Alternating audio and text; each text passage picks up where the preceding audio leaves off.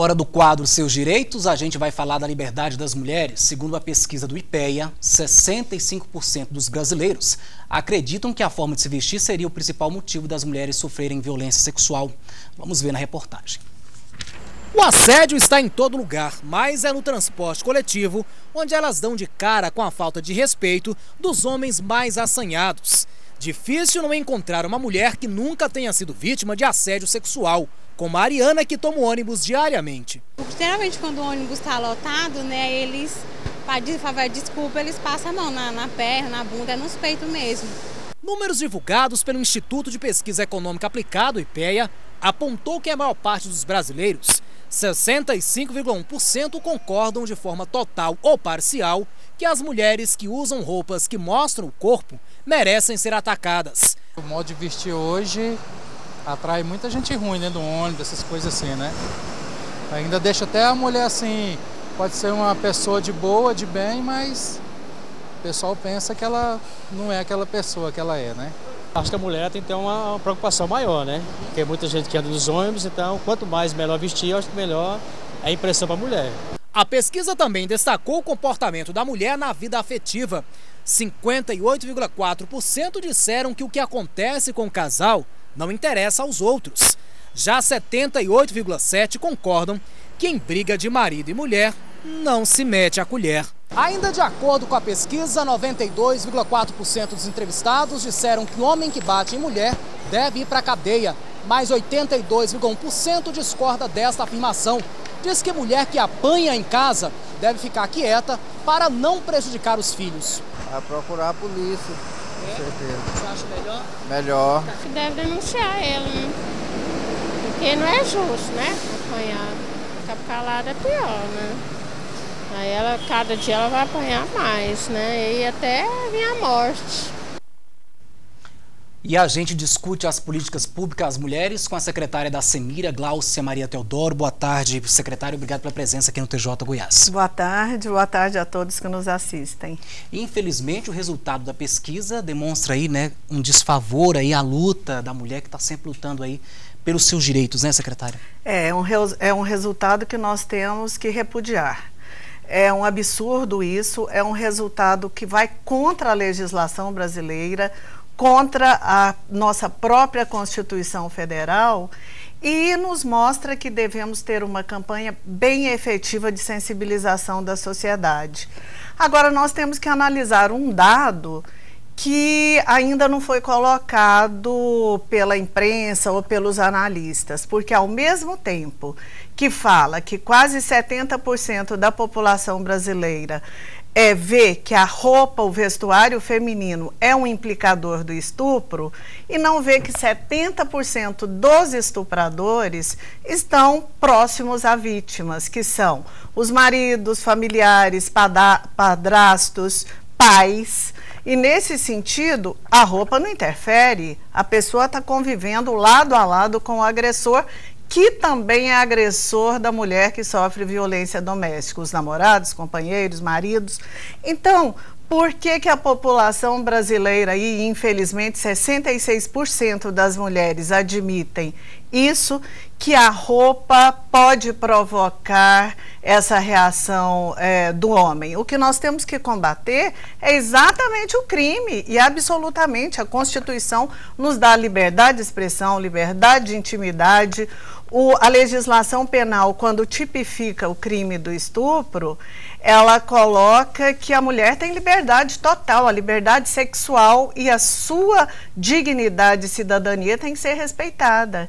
Então, uma coisa não justifica a outra e, infelizmente, nós temos então que rever um pouco as nossas políticas no sentido de colocar essa questão mais em discussão presente na sociedade brasileira. Agora, secretária, como nós mostramos aí no VT, né, a usuária do transporte coletivo, infelizmente, no dia a dia, sofre esse tipo de abuso. Um desafio ainda para as autoridades, para o poder público, né, secretária, essa questão. Se não bastasse todos os problemas do transporte coletivo, ainda mais esse, né? Exato. Alguns estados, inclusive, já têm feito vagões separados de trem.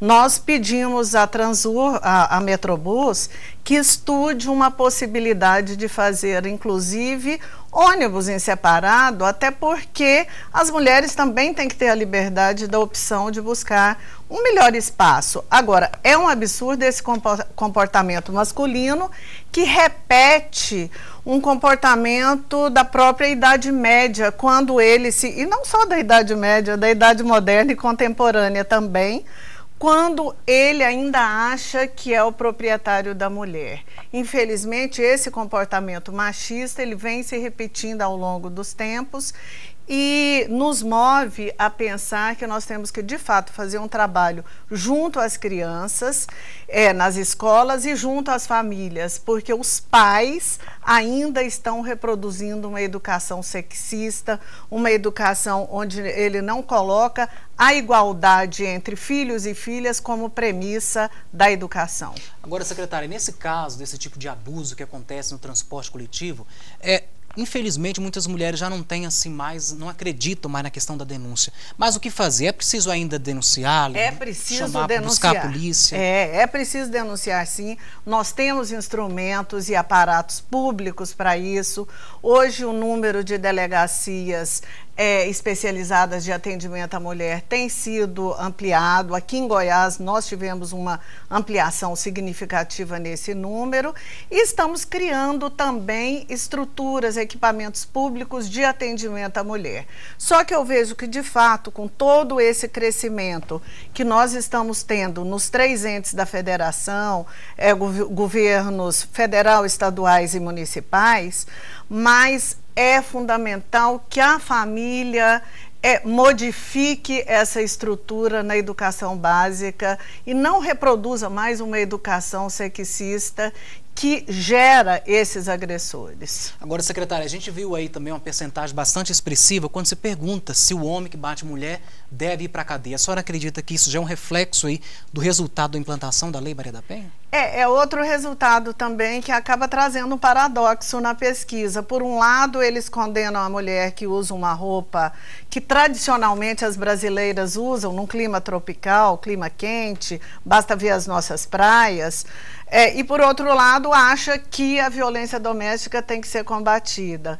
Também, a Lei Maria da Penha, eu acho que ela foi fundamental para trazer e aumentar o número de denúncias, porque é um instrumento normativo importante e é um instrumento que obriga o poder público a agir. Não só o poder executivo, mas os poderes judiciário e legislativo, além do Ministério Público, que tem a obrigatoriedade de cumprir essa legislação. Agora, de que forma o poder público pode utilizar esses números para que não fiquem apenas aí em estatísticas, em números, em pesquisas, em entrevistas? O que pode ser feito, por exemplo, desses números? De que forma pode se trabalhar para reduzir, para tentar amenizar e trazer uma outra realidade para a mulher? Em primeiro lugar, eu acho que tem que trazer para o plano institucional essa política pública. O estado de Goiás, por exemplo, é um dos 13 estados que tem uma Secretaria de Estado de Política para as Mulheres. Imaginem, somente 13 estados.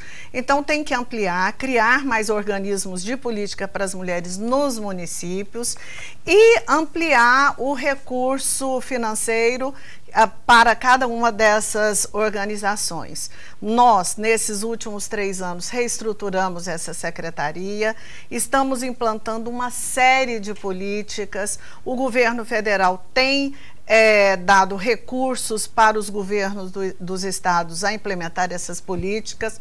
Nós também, com recursos do Tesouro Estadual, também incentivamos e ampliamos esse quadro de políticas públicas no estado.